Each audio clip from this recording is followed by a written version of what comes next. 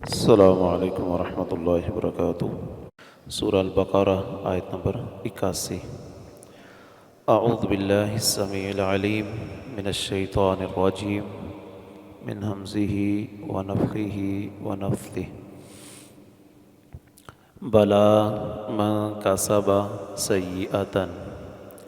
کیوں نہیں جس کسی نے ارتکاب کیا بڑی برائی کا، وَأَحَاطَتْ بِهِ خَطِيئَتُهُ، اور گھیر لیا اسے اس کے گناہ نے، فَأُولَئِكَ، تو یہی لوگ ہیں اصحاب النار، آگ والے، ہم فیہا خالدون، وہ اس آگ میں ہمیشہ رہیں گے۔ یہود نے یہ کہا تھا کہ ہم جہنم میں بس چند دن رہیں گے، اول تو جانا ہی نہیں، اگر گئے بھی تو گنتی کے چند دن ہیں جب ہم جائیں گے اور وہاں سے نکال لیے جائیں گے۔ ان کا انکار کرتے ہوئے اللہ تعالیٰ فرما رہے ہیں جس نے بڑی برائی کا ارتکاب کیا، یہاں بڑی برائی سے مراد نبی صلی اللہ علیہ وسلم کی رسالت کا انکار ہے، کیونکہ وہ اس مسئلے میں غفلت کے مرتکب تھے۔ وَأَحَاطَتْ بِهِ خَطِيئَتُهُ، اور ان کا یہی گناہ جو ہے اس نے انہیں گھیر لیا اور ان کی کوئی نیکی قبول نہیں ہونے دی، اس لیے کہ کفر اور شرک یہی دو ایسی چیزیں ہیں جن کی وجہ سے انسان کے سارے اعمال ضائع ہو جاتے ہیں۔ 19ویں پارے میں فرمایا وَقَدِمْنَا إِلَىٰ مَا عَمِلُوا مِنْ عَمَلٍ فَجَعَلْنَاهُ هَبَاءً مَنْثُورًا،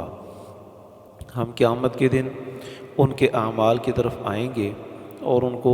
اڑتا ہوا غبار بنا دیں گے۔ اس لیے شرک اور کفر،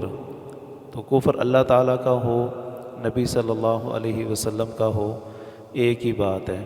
تو وہ نبی صلی اللہ علیہ وسلم کی ان نشانیوں کا جو ان کی کتابوں میں تھی ان کا انکار کیا کرتے تھے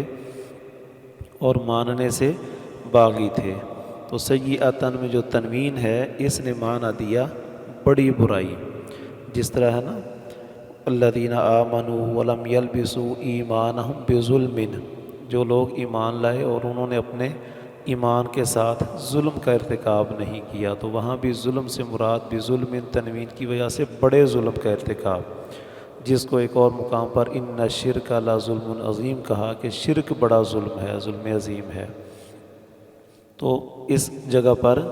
وَلَمْ يَلْبِسُوا إِيمَانَهُمْ بِظُلْمٍ، تنوین نے وہ عظیم والا معنی دیا تھا، تو ہماری اس آیت میں سیئۃً میں جو تنوین ہے اس نے معنی دیا عظیم برائی، جس نے کسی بڑی برائی کا ارتکاب کیا، اور وہ بڑی برائی اللہ کا انکار یا نبی صلی اللہ علیہ وسلم کا انکار۔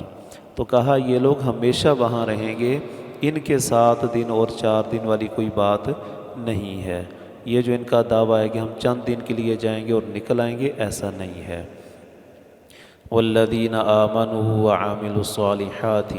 اور وہ لوگ جو ایمان لائے اور جنہوں نے عمل کیے اچھے، اولئک اصحاب الجنہ، یہ لوگ ہیں جنت والے، ہم فیہا خالدون، وہ اس میں ہمیشہ رہیں گے۔ یہ لوگ اگر ایمان اور عمل صالح کے ساتھ کچھ ایسے گناہ ہوئے بھی جن کی وجہ سے وہ جہنم میں جائیں گے، تو اس کی 2 صورتیں ہیں۔ پہلی صورت تو یہ ہے کہ وہ اللہ تعالیٰ کی مرضی پر منحصر ہے، وہ چاہے تو اپنے فضل سے ویسے ہی معاف فرما دے۔ دوسری صورت یہ ہے کہ اگر انہیں بھیجا بھی تو اس میں اللہ تعالیٰ خود اپنے رحمت سے انہیں نکال دیں گے،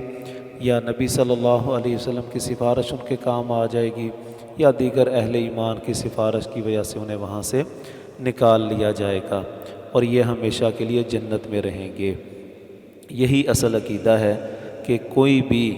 عقیدہ توحید والا شخص جہنم میں ہمیشہ نہیں رہے گا، اور کوئی بھی عقیدہ توحید میں خلل والا شخص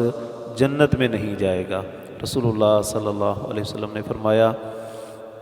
جبریل میرے پاس آئے تھے، انہوں نے بتایا کہ اپنی امت کو کہہ دو جو بھی آپ کی امت کا شخص فوت ہوا اس حال میں کہ اس نے اللہ کے ساتھ شرک نہ کیا تو وہ جنت میں جائے گا، تو اگلا نتیجہ خود نبی صلی اللہ علیہ وسلم نے بتا دیا کہ جو شخص اس حال میں مرا کہ اس نے شرک کیا ہوا تو وہ جنت میں نہیں جائے گا، وہ جہنم میں چلا جائے گا۔ تو یہ کہ اس میں ایمان والے، عمل صالح والے، یہ جنت والے ہیں، یہ ہمیشہ رہیں گے جنت میں۔ اور کافر لوگ، وہ کسی بھی طبقے سے تعلق رکھنے والے ہوں، انہوں نے کبھی بھی جنت میں نہیں جانا، وہ ہمیشہ جہنم میں رہیں گے۔ اللہ تعالیٰ سمجھنے کی، عمل کرنے کی توفیق عطا فرمائے۔